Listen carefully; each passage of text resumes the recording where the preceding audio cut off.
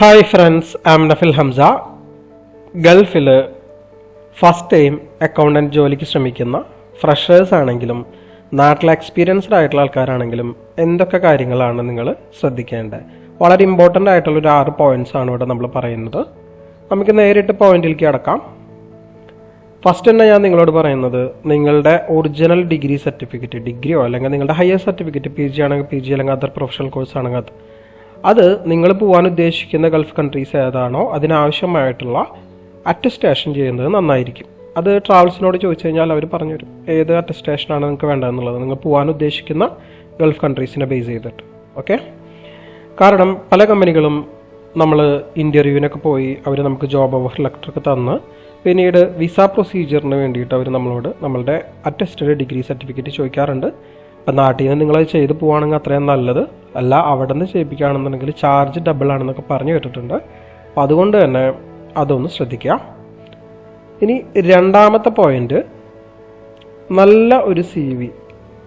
നല്ല CV എന്ന് പറഞ്ഞാൽ കാണാൻ ഭംഗിയൊന്നുമല്ല, ഞാൻ ഉദ്ദേശിച്ചത് നല്ല പോയിന്റുകളൊക്കെ അടങ്ങിയിട്ടുള്ള CV. ഇപ്പം എന്തായാലും ഒരുവിധം ആൾക്കാരും CVയിലെ എക്സ്പീരിയൻസ് ഓൾറെഡി മെൻഷൻ ചെയ്തിട്ടുണ്ടായിരിക്കും.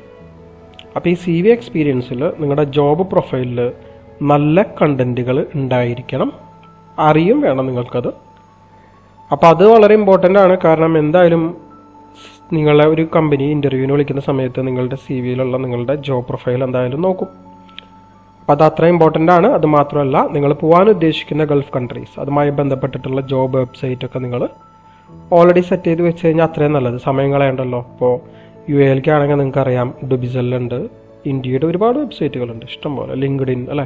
അപ്പോൾ ഏത് ഗൾഫ് കൺട്രീസിലേക്കാണോ നിങ്ങൾ പോകാൻ ഉദ്ദേശിക്കുന്നത് അതിൻ്റെ ലിങ്കുകളൊക്കെ ഒരു എക്സൽ ഷീറ്റിൽ നിങ്ങൾ കീപ്പ് ചെയ്ത് പോയിട്ട് അതിലേക്കൊക്കെ നിരന്തരം അപ്ലൈ ചെയ്യാം. ഓക്കെ, CV വളരെ ഇമ്പോർട്ടൻ്റ് ആണ് കേട്ടോ. ഓക്കെ, ഇനി മൂന്നാമത് നിങ്ങളോട് പറയുന്നത്, നമ്മൾ ജോലിക്ക് കയറുന്ന കമ്പനിയുടെ കസ്റ്റമൈസ്ഡ് സോഫ്റ്റ്വെയർസ് ഏതാണെന്നൊന്നും നമുക്ക് പറയാൻ പറ്റില്ല.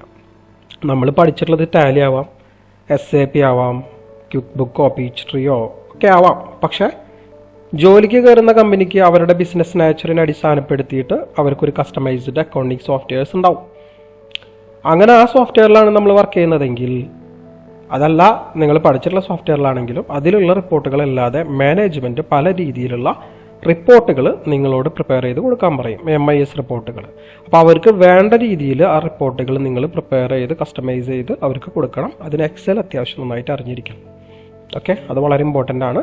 അത് കൂടാതെ കമ്മ്യൂണിക്കേറ്റ് ഇംഗ്ലീഷും വളരെ ഇമ്പോർട്ടൻ്റ് ആണ്. ഓക്കെ, ഇനി നാലാമത് നിങ്ങളോട് പറയുന്നത് ഗൾഫ് അക്കൗണ്ട്സ് നോളജ്. ഇപ്പോൾ നമ്മൾ പോകുന്നത് UAEയിലാണെന്ന് വിചാരിക്കുക. അപ്പോൾ UAEയിൽ ഒരുപാട് ബാങ്ക് ഫെസിലിറ്റീസ് ഉണ്ട്, different type of bank facilities ഉണ്ട്. നമ്മുടെ നാട്ടിൽ അപേക്ഷിച്ച് അവിടെ കുറേ ബാങ്ക് ഫെസിലിറ്റീസ് ഉണ്ട്. അത് UAEയിൽ മാത്രമല്ല മറ്റ് ഗൾഫ് കൺട്രീസിലുണ്ട്. ഇപ്പം നമ്മൾ UAEയിൽ salary calculation, gratuity calculation, leave salary calculation ചെയ്യുന്നത് പോലെയല്ല സൗദിയിൽ വ്യത്യാസമുണ്ട്.